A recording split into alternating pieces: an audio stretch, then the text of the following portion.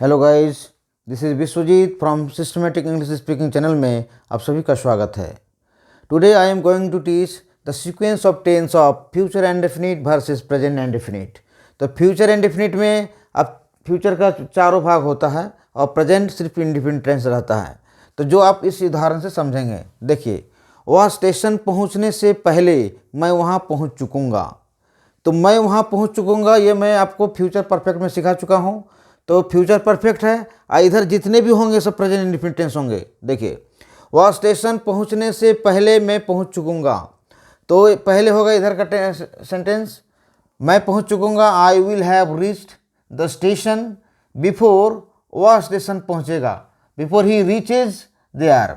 तो सब जगह स्टेशन नहीं लिखना है, एक तो आपको प्रोनाउन यूज़ करना है। तो इधर हुआ प्रेजेंट इंडेफिनिट टेंस, इधर हुआ फ्यूचर परफेक्ट टेंस। इस तरह से आपको करना, इस सीक्वेंस आपको इस तरह से करना है। नेक्स्ट देखिए, वह जब तक यहाँ नहीं आएगा मैं स्कूल नहीं जाऊँगा। तो जब तक नहीं आएगा इफ़ नॉट भी लगा सकते हैं या अनलेस लगाइए, दो में से एक ठो। तो अनलेस ही कम्स हियर, जब तक वह नहीं आएगा।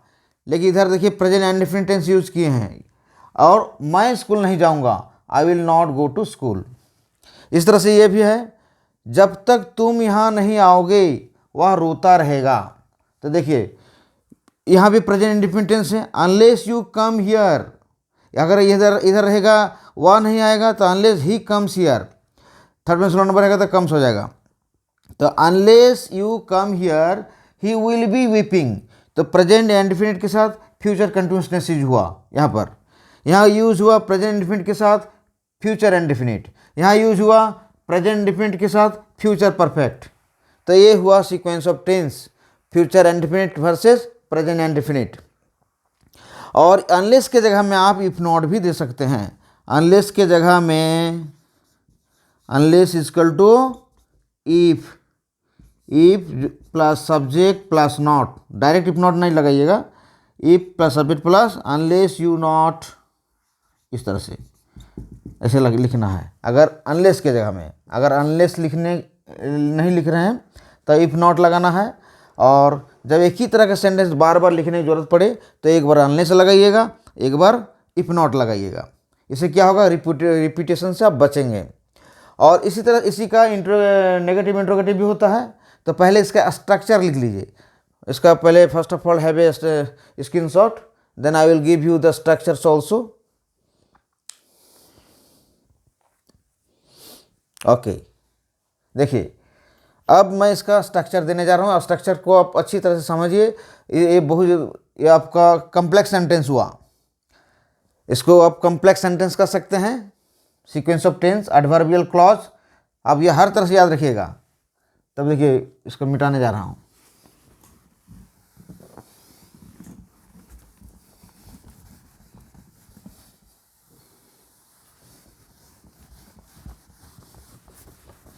इसी तरह से आपका सीक्वेंस ऑफ टेंस था आपका पास्ट परफेक्ट टेंस में, पास्ट परफेक्ट टेंस के साथ पास्ट इंडेफिनिट टेंस होता था।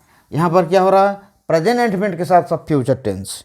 तो स्ट्रक्चर क्या है आपका, स्ट्रक्चर है प्रेजेंट इंडेफिनिट, प्रेजेंट इंडेफिनिट के साथ इंडेफिनिट के साथ आपको मिलेगा सब कुछ रहेगा फ्यूचर टेंस। फ्यूचर इंडेफिनिट आ सकता है, फ्यूचर इंडेफिनिट, फ्यूचर कॉन्टिन्यूअस आ सकता है, फ्यूचर कॉन्टिन्यूअस, फ्यूचर परफेक्ट आ सकता है, फ्यूचर परफेक्ट, और फ्यूचर परफेक्ट कॉन्टिन्यूअस टेंस आ सकता है। चारों में से कोई भी आ सकता है, परफेक्ट, कॉन्टिन्यूअस। इस तरह के सेंटेंस को हम लोग कहते हैं, इस तरह के सेंटेंस को कहा जाता है कॉम्प्लेक्स सेंटेंस। कॉम्प्लेक्स सेंटेंस याद रखिएगा, कॉम्प्लेक्स सेंटेंस, इस तरह के सेंटेंस को कहा जाता है कॉम्प्लेक्स सेंटेंस। कॉम्प्लेक्स सेंटेंस कहिए या एडवर्बियल क्लॉज कहिए, एडवर्बियल क्लॉज, ये दोनों नाम से आप पुकार सकते हैं। तो प्रेजेंट इंडेफिनिट में स्ट्रक्चर क्या होता है, सब्जेक्ट प्लस V1 अथवा V5 ये होता है।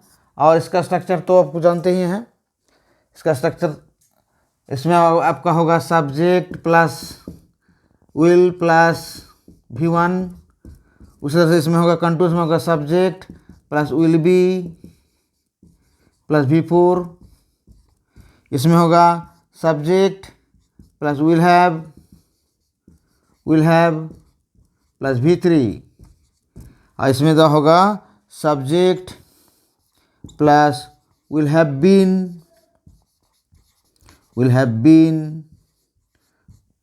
Been plus P4। ये हुआ, उसको जो रहेगा जोड़ दिएगा। तो ये हुआ इसका सीक्वेंस ऑफ टेंस। इसी को आप सीक्वेंस ऑफ टेंस कहिए, इसी को आप कॉम्प्लेक्स सेंटेंस कहिए, इसी को एडवर्बियल क्लॉज कहिए, आप चलेगा। तो इसी यही है फ्यूचर टेंस के साथ प्रेजेंट इंडेफिनिट टेंस का use. I think my dear guys you must have understood what I have already taught you, and try to revise it and try to use it on your spoken language, on your speaking and your written. Unless you practice it well, you cannot write well. So always try to make a proper practice by writing and by speaking. In this way your spoken ability will be up to the level, your writing ability also be up to the level. So it is also frequently used in your spoken language, and you can also write it in your writing. So this is far and foremost structures for of future and future tense and present indefinite tense. So you can use all the future tense with only present indefinite tense. सो आप सिर्फ याद कर सकते, मन याद रखिएगा, जब present indefinite रहेगा इधर प्रेजेंट कॉन्टिन्यूस नहीं करना है, इधर प्रेजेंट इंडेफिनिट रहेगा, इधर बाकी कोई भी फ्यूचर लगाइए। और मीनिंग तो मैं पहले दे चुका हूँ, उसी से आपको सीख लेना है। और इसी को कहते हैं कम्प्लेक्स सेंटेंस, इसी को कहते हैं एडवर्बियल क्लॉज। सो इसी को आप याद रखिए। I think you have understood this well, and please subscribe my systematic English speaking channel and press the icon bell. Thank you very much. Have a good day. Good night. Bande Mataram. Thank you.